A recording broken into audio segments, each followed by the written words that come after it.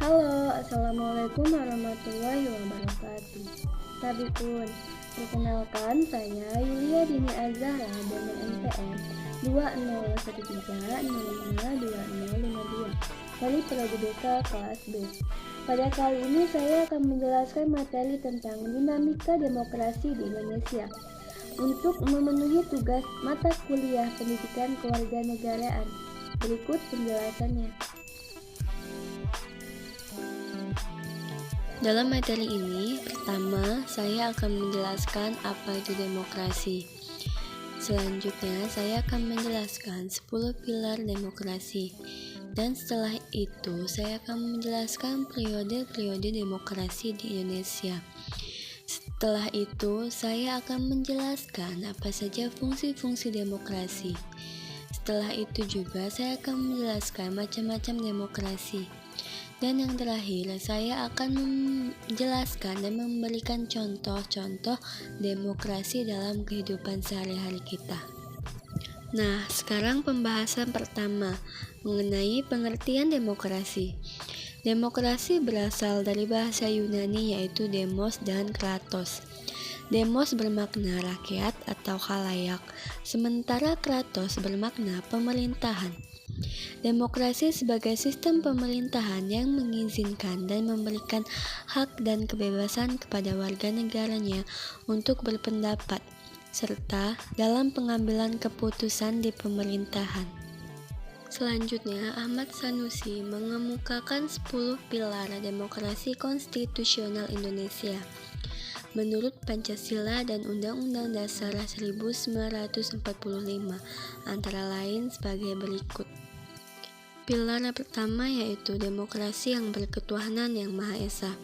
Artinya, seluk-beluk sistem serta perilaku dalam menyelenggarakan kenegaraan rakyat Indonesia harus taat asas dan konsisten atau sesuai dengan nilai-nilai dan kaidah-kaidah dasar ketuhanan yang Maha Esa. Pilar kedua yaitu demokrasi dengan kecerdasan.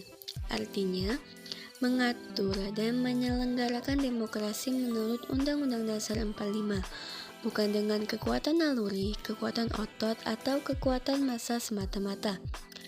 Pelaksanaan demokrasi itu justru lebih menuntut kecerdasan rohaniah, kecerdasan akliyah, kecerdasan rasional, dan kecerdasan emosional. Selanjutnya, pilar ketiga yaitu demokrasi yang berkedaulatan rakyat. Artinya, kekuatan tertinggi ada di tangan rakyat. Secara prinsip, rakyat memiliki atau memegang kedaulatan. Dalam batas-batas tertentu, kedaulatan rakyat dipercayakan pada wakil-wakil rakyat di MPR, DPR, atau DPD, dan DPRD. Selanjutnya, pilar keempat yaitu demokrasi dengan rule of law. Menurut demokrasi ini, demokrasi dengan aturan hukum mempunyai 4 makna penting. Makna yang pertama yaitu kekuasaan negara rakyat Indonesia harus mengandung, melindungi, serta mengembangkan kebenaran hukum, bukan demokrasi ugal-ugalan, demokrasi dagelan, atau demokrasi manipulatif. Makna penting yang kedua yaitu kekuasaan negara itu memberikan keadilan hukum, bukan demokrasi yang terbatas pada keadilan formal dan pura-pura. Makna penting yang ketiga yaitu kekuasaan negara itu menjamin kepastian hukum, bukan demokrasi yang membiarkan kesemrawutan atau anarki. Makna penting yang keempat yaitu kekuasaan negara itu mengembangkan manfaat atau kepentingan hukum, seperti kedamaian dan pembangunan, bukan demokrasi yang justru mempopulerkan fitnah dan hujatan, atau menciptakan perpecahan, permusuhan, ataupun kerusakan. Selanjutnya, pilar kelima yaitu demokrasi dengan pemisahan kekuasaan negara, yang berarti demokrasi menurut Undang-Undang Dasar 45 mengakui kekuasaan negara rakyat Indonesia tak terbatas secara hukum. Demokrasi dikuatkan dengan pemisahan kekuasaan negara dan diserahkan kepada badan-badan negara yang bertanggung jawab. Demokrasi menurut Undang-Undang Dasar 45 mengenal pembagian dan pemisahan kekuasaan dengan sistem pengawasan dan perimbangan. Pilar keenam yaitu demokrasi dengan hak asasi manusia, yang berarti demokrasi menurut Undang-Undang Dasar 45 mengakui HAM yang tujuannya bukan saja menghormati hak-hak asasi, melainkan untuk meningkatkan martabat dan derajat manusia seutuhnya. Setelah itu, pilar ketujuh yaitu demokrasi dan pengadilan yang merdeka, yang artinya demokrasi menurut Undang-Undang Dasar 45 menghendaki pemberlakuan sistem pengadilan yang merdeka atau independen, memberi peluang seluas-luasnya pada semua pihak yang berkepentingan untuk mencari dan menemukan hukum yang seadil-adilnya. Di muka pengadilan yang merdeka itu, penggugat dengan pengacaranya, penuntut umum dan terdakwa dengan pengacaranya mempunyai hak yang sama untuk mengajukan considerance atau pertimbangan, dalil-dalil, fakta-fakta, saksi, alat pembuktian, dan petitumnya. 8. Demokrasi dengan otonomi daerah, yang artinya otonomi daerah merupakan pembatasan terhadap kekuasaan negara, khususnya kekuasaan legislatif dan eksekutif di tingkat pusat, dan lebih khusus lagi pembatasan atas kekuasaan presiden. Undang-Undang Dasar 45 secara jelas memerintahkan pembentukan daerah-daerah otonom pada provinsi dan kabupaten atau kota. Urusan pemerintahan diserahkan pemerintahan pusat ke pemerintahan daerah. Dengan peraturan pemerintahan, daerah-daerah otonom dibangun dan disiapkan untuk mampu mengatur dan menyelenggarakan urusan-urusan pemerintahan sebagai urusan rumah tangga sendiri. Pilar ke-9 yaitu demokrasi dengan kemakmuran, yang artinya demokrasi bukan hanya soal kebebasan dan hak, kewajiban dan tanggung jawab, asal mengorganisir kedaulatan rakyat atau pembagian kekuasaan kenegaraan. Demokrasi bukan hanya soal otonomi daerah dan keadilan hukum. Bersamaan dengan itu, demokrasi menurut Undang-Undang Dasar 45 ditujukan untuk membangun negara kemakmuran oleh dan untuk sebesar-besarnya rakyat Indonesia.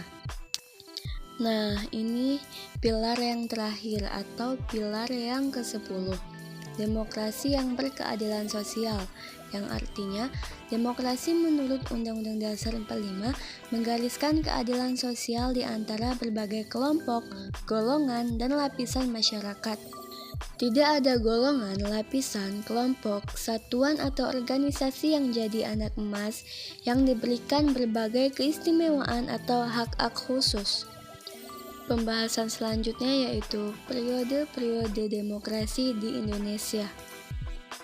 Periode yang pertama pada tahun 1950 sampai 1959 yang disebut demokrasi parlementer atau demokrasi liberal. Demokrasi ini memiliki 6 karakteristik dan 3 peralihan.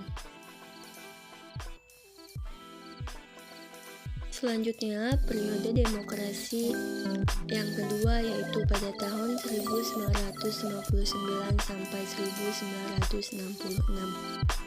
yang disebut demokrasi terpimpin.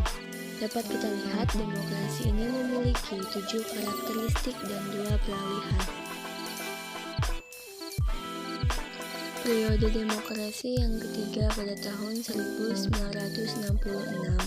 sampai tahun 1998 yang disebut demokrasi Pancasila atau Orde Baru.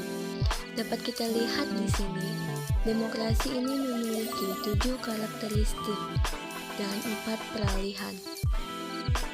Nah, ini periode yang terakhir pada tahun 1998 sampai saat ini, yang disebut demokrasi transisi atau reformasi.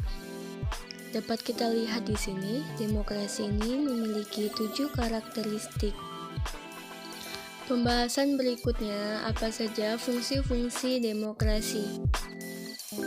Fungsi yang pertama yaitu sistem politik yang memberikan kekuatan untuk memilih pemimpin rakyat dan pemerintahan secara bebas serta adil dalam pemilihan umum.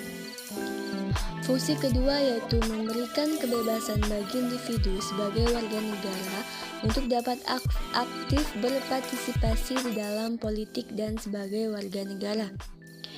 Fungsi yang ketiga memberikan perlindungan kepada hak asasi pada warga negara. Fungsi yang terakhir yaitu menghasilkan sebuah aturan yang berlaku kepada semua warga negara tanpa ada pandang bulu. Pembahasan selanjutnya mengenai macam-macam demokrasi.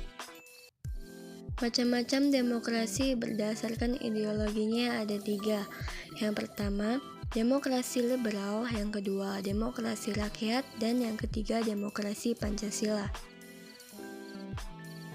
Dan macam-macam demokrasi berdasarkan prosesnya dibagi menjadi 2. Yang pertama, demokrasi tidak langsung, dan yang kedua, demokrasi langsung. Nah, selanjutnya pembahasan terakhir, contoh-contoh demokrasi. Contoh demokrasi di lingkungan keluarga. Yang pertama, berlaku adil terhadap seluruh anggota keluarga. Yang kedua, setiap anggota keluarga bebas mengeluarkan pendapat.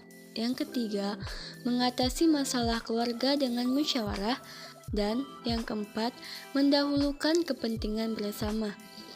Contoh demokrasi di lingkungan sekolah. Yang pertama, pemilihan ketua kelas dengan musyawarah atau voting. Yang kedua, saling menghargai pendapat orang lain. Yang ketiga, penerapan jadwal piket bergilir.